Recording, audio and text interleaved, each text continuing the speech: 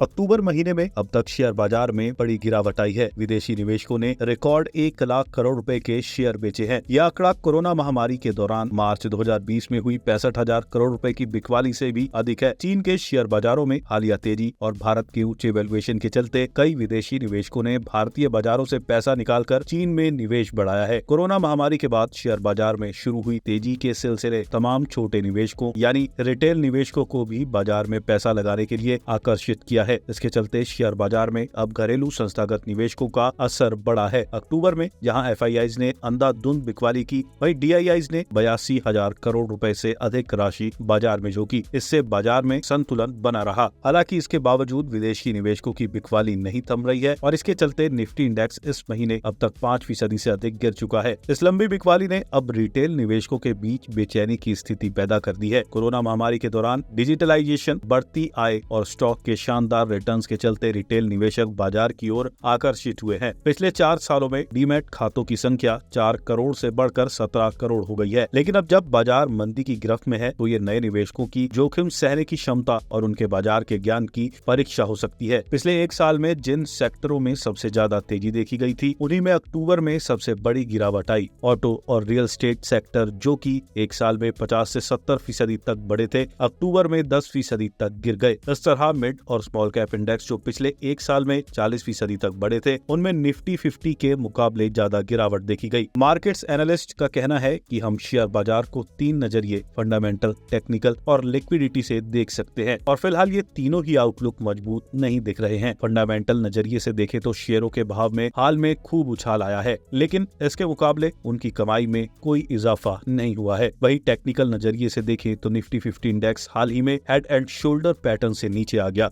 वहीं mid cap और small cap index higher high और हायर लो के ऊपर जाते पैरेलल ट्रेंड से नीचे आ गए हैं। तीसरा नजरिया बचा लिक्विडिटी का। सितंबर में सिस्टमैटिक इन्वेस्टमेंट प्लान के जरिए शेयर बाजार में आने वाला पैसा स्थिर रहा, लेकिन लमसम म्यूचुअल फंड निवेश में गिरावट देखी गई। अगर अक्टूबर में भी म्यूचुअल फंड्स में गिरावट जारी रही तो भविष्य में डीआईआई से बाजार को सपोर्ट मिलना मुश्किल हो सकता है।